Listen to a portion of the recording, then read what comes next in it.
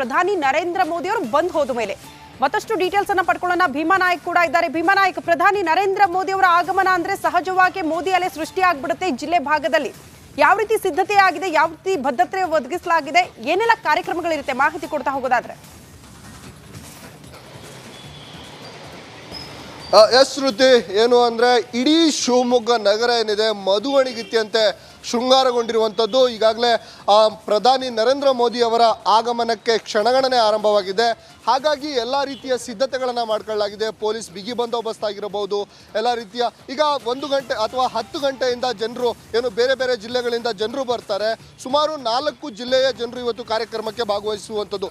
ದಾವಣಗೆರೆ ಆಗಿರ್ಬೋದು, ಚಿತ್ರದುರ್ಗ ಆಗಿರ್ಬೋದು, ಚಿಕ್ಕಮಗಳೂರು ಆಗ್ಬೋದು, ಶಿವಮೊಗ್ಗ ಆಗಿರ್ಬೋದು, ಈ 4 ಜಿಲ್ಲೆಯ ಜನರು ಭಾಗವಹಿಸ್ತಾರೆ. ಹಾಗಾಗಿ ಸುಮಾರು 2 ಲಕ್ಷಕ್ಕೂ ಹೆಚ್ಚು ಜನ ಸೇರುವ ಸಾಧ್ಯತೆಗಳಿದೆ. ಈಗಾಗಲೇ ಎಲ್ಲ ರೀತಿಯ ಸಿದ್ಧತೆಗಳನ್ನು ಮಾಡ್ಕೊಳ್ಳಲಾಗಿರುವಂಥದ್ದು. ನಮಗೆ ದೃಶ್ಯಾವಳಿಗಳಲ್ಲಿ ತೋರಿಸ್ತಾ ಹೋಗ್ತೇನೆ, ನೋಡ್ಬೋದು ನೀವು. ನಾನು ಸ್ಟೇಜ್ ಏನಿದೆ, ಇದು ಅಲ್ಲಮ ಪ್ರಭು ಮೈದಾನ ಏನಿದೆ, ಪ್ರಧಾನಿಯವರ ಕಾರ್ಯಕ್ರಮ ನಡೆಯುವ ಸ್ಥಳ.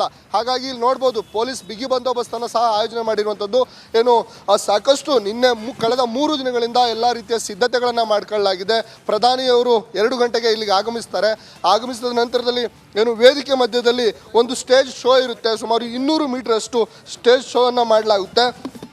ತದರ ನಂತರದಲ್ಲಿ ಅವರು ವೇದಿಕೆ ಕಾರ್ಯಕ್ರಮಕ್ಕೆ ಹೋಗ್ತಾರೆ.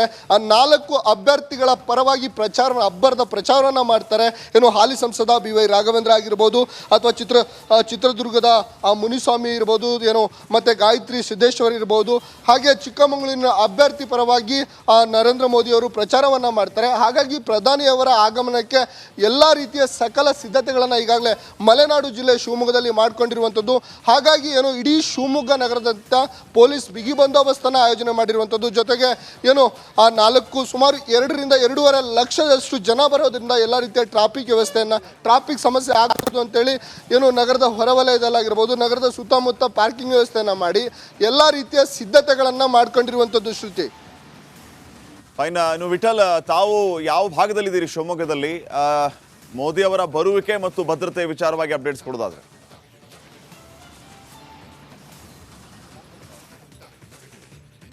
ಖಂಡಿತ ಶ್ರೀಪಾದ್, ಏನಂತಂದ್ರೆ ನಾನೀಗ ಶಿವಮೊಗ್ಗ ನಗರದಲ್ಲಿರುವಂಥ ವಿನೋಬ ನಗರದ BS ಯಡಿಯೂರಪ್ಪ ಅವರ ಮನೆ ಹತ್ರ ಇರುವಂಥದ್ದು. ಸೊ ಏನು ಈಶ್ವರಪ್ಪ ವಿಚಾರವಾಗಿ ಮತ್ತು ಮೋದಿ ಕಾರ್ಯಕ್ರಮದ ಕುರಿತಾಗಿ ಏನು ಅವರು BS ಯಡಿಯೂರಪ್ಪನ ಕೆಲವೇ ಕ್ಷಣಗಳು ನಾವು ಒಂದು ಮಾತನಾಡಿಸುವಂಥ ಪ್ರಯತ್ನವನ್ನು ಮಾಡ್ತೇವೆ. ಅದರ ಜೊತೆಗೆ ಏನು ಶಿವಮೊಗ್ಗ ಈಗಾಗಲೇ ಮಧುವಣಗಿತ್ತಿಯಂತೆ, ನನ್ನ ಸಹೋದ್ಯೋಗಿ ಹೇಳಿರುವಂತೆ ಮಧುವಣಗಿತ್ತಿಯಂತೆ ಶೃಂಗಾರಗೊಂಡಿರುವಂಥದ್ದು. ಒಟ್ಟಾರೆ ಏನು ಪೊಲೀಸ್ ಭದ್ರತೆ ಇರ್ಬೋದು, ಆಮೇಲೆ ಪಾರ್ಕಿಂಗ್ ವ್ಯವಸ್ಥೆ ಇರ್ಬೋದು, ವ್ಯವಸ್ಥಿತವಾಗಿ ಒಂದು ಶಿಸ್ತುಬದ್ಧವಾಗಿ ಏನು ಇಲ್ಲಿ ಮಾಡಿರುವಂಥದ್ದು.